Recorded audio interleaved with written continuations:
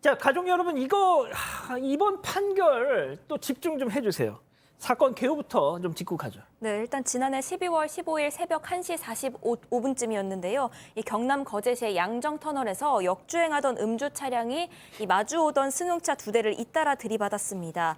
이 앞차에는 딸이, 뒷차에는 엄마가 각각 운전을 하고 있었는데 이 사고로 20대 딸은 목숨을 잃었고 이 어머니 역시도 전치 2주의 상해를 입었습니다. 당시에 사고로 숨진 이 여성은요, 타 지역에서 일을 하고 있었습니다. 그런데 이 코로나 상황이 터지면서 고향인 거제로 내려와서 부모님 가게 운영을 돕고 있었던 상황이었습니다. 이날도 이 세 가족이 같이 일을 했고요. 아버지는 먼저 집으로 귀가를 했고 모녀가 남아서 마감을 한 뒤에 각자 차를 타고 귀가하던 중에 이런 사고를 당한 겁니다. 2.5km를 음주도 문제인데 그걸 역주행까지 했습니다. 터널에서. 이게 음주 상황을 제가 시청자 여러분께 말씀드리고 싶은데 0.190 그러면 0.2에 가깝잖아요. 그러니까 완전 만취 상태라고 보시면 됩니다. 그러니까 직립보행 자체도 힘들 만큼의 상황에서 운전을 했는 거예요. 그리고 양정터널이 제가 알기로는 70km거든요. 그 속도 제한이. 그걸 166km로 달렸다고 한다면 제가 봤을 때 역주행이면 분명히 그거를 인지했으면 더더욱 조심했어야 되는데 166이라는 건 상상할 수 없는 그 터널 안의 속도였고 그래서 피해자가 전혀 진짜 어떠한 과실도 없는 피해자가 사망을 하게 된 20대 그 꽃다운 그 여성은 무슨 잘못이 있겠습니까? 그런 상황인데 사실 지금 나오지만 저기서 진입하는 어떤 방향에서의 어떤 그 위치 파악이 잘 안 됐다라고 하는데 이거는 그 앞에 있는 뭐 제대로 된 위치 파악을 하라 이런 민원이 있었다는 건 논외로 치더라도 음주 때문에 저거를 들어가는 차선을 못 봤다라고 저는 그렇게밖에 생각할 수가 없는 거예요. 그렇기 때문에 좀 저런 부분에 대해서 여러 가지 어떤 유도 장치도 함과 동시에 이 사건은 저거보다 훨씬 더 큰 것은 음주운전이다. 그것도 예. 완전 만취한 음주운전이다는 말씀드리겠습니다. 자, 이겁니다. 어머니가 딸이 앞에 가고 어머니가 뒤차로 따라가다가 방금 영상 보신 것처럼 딸이 눈앞에서 음주 역주행 차량 팡 해서 사망하는 걸 어머니가 보셨어요. 내 자식이 저렇게 되는 걸 뒤따라가면서 봤습니다. 어머니 지금까지 어떻게 사셨겠어요? 얘기 직접 한번 들어보시죠. 제가 솔직히 우리 딸한테 제가 빌고 빌었어요. 어떻게 하든 우리 딸 이 억울한 죽음 어떻게든 엄마가 해결해서 어떻게든 그 최대한 최고의 형량을 받을 수 있게 엄마가 해보겠다고. 그런데 어저께 진짜 어처구니없는 그런 판결을 받고 상대방 피해자가 죽음까지 당했는데 어떻게 형량이 5년밖에 안 되는지 어떻게 했길래 이런 형량을 받고 그리고 그 벌금도 30만 원 무슨 껌값도 아니고 정말 어처구니없는 그런 걸. 자, 저희 조금 방송 진행에 조금 오류가 있었습니다. 저희가 준비한 싱크가 아니었네요. 나중에 나와야 될 게 먼저 나왔는데, 자, 원래 저희가 준비했던 싱크 다시 한번 듣고 가죠. 그러니까 집에 가려면 항상 그 터널을 지나야 되는데 그 터널을 지금 지나치지 못해요. 지금까지 집 올 때도 뺑 들려서 오고 그 현장에 들어가면 그때 사고 당했던 그 당시의 생각이랑 모습이랑 장면이랑 소리랑 다 들리는데 며칠 전에 크리스마스 때도 이때가 이제 딸이랑 같이 보낸 크리스마스가 생각이 나서 크리스마스 때도 그래도 하염없이 눈물도 흐르고 누가 무슨 딸 이야기만 해도 눈물이 흐르는데 어떻게 그거를 잊혀지고 그렇게 하겠습니까?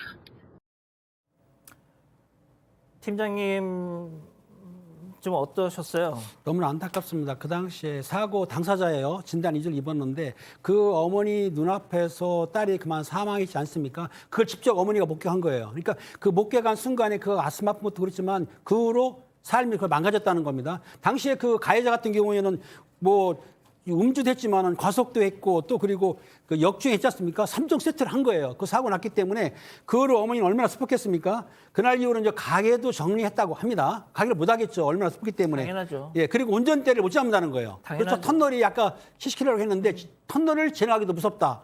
그러니까 상당히 지금 어려운 상황인데 아마 그 이 엄마 같은 경우에는 정상적인 삶도 어렵다고 하기 때문에 이 사고 후유증이 너무나 큰 거죠. 절대로 음주운전해서는 안 되는 겁니다. 자, 1심 선고가 있었습니다. 과연 그 결과가 어떻게 나왔는지 체크포인트 짚어보죠. 자, 재판부에 빌고 빌었는데 징역 5년입니다. 저도 개인적으로 박 변호사님 네.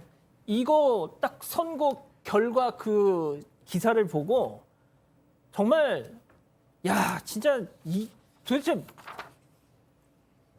설명 좀 해주세요. 그럼 말이 안 나와요. 살인에 준한다고 봐야 되지 않겠습니까? 엄청난 음주를 한 다음에 역주행을 해서 엄청난 속도로 사망케 했는데 재판부는 시속 96km 초과해서 역주행했다. 그래서 음주운전했고 사망이 일었기 때문에 죄책이 무겁다 하면서 징역 5년에 벌금 30만 원을 선고를 했습니다. 근데 이 문제는 이제 특가법상 위험운전치사죄가 됩니다.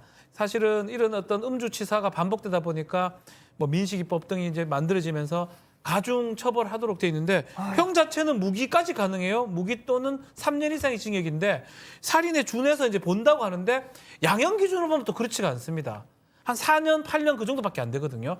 이 재판부 입장에서는 우리 양형 기준에 따라 했다라고 하는 거예요. 근데 저게 단순한 음주에서 과실 사고 낸 겁니까? 저는 그래 보지 않거든요. 미필적 고의에 살인에 가깝다고 봐야 되거든요. 이제부터 좀 바꿔야 돼요. 음주를 하는 거는 음주하면서 운전하는 거는 살인의 가능성을 충분히 인식하고 살인해도 괜찮다. 누가 죽어도 상관없다. 이런 마음으로 간다고 생각을 하고 또 입법은 그래 되는 건데 지금 재판은 옛날 양형 기준대로 그냥 5년 해놓고 엄중하게 물었다라고 하는 거거든요. 사실 그 부분은 조금 이해가 안 되고 앞으로 좀 개선이 필요한 부분이라는 생각이 듭니다. 자, 지금 이 재판부 판결문 내용처럼 유족한테 용서를 못 받았어요.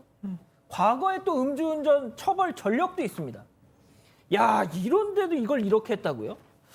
자, 일단 저희가 앞서 먼저 죄송하다는 말씀 드리겠는데 먼저 나중에 나와야 할 그 유족의 입장이 먼저 나갔습니다. 그래서 다 들으셨기에 제가 그냥 이번엔 제 육성으로 그냥 전해드릴게요. 이 피해자 어머님의 말씀. 어떻게 형량이 5년밖에 안 되는지 어떻게 했길래 이런 형량을 받고 벌금도 30만 원. 이건 껌값도 아니고 내가 우리 딸한테 빌고 빌었다. 어떻게든 우리 딸의 이 억울한 죽음 어떻게든 이 엄마가 해결해 볼게.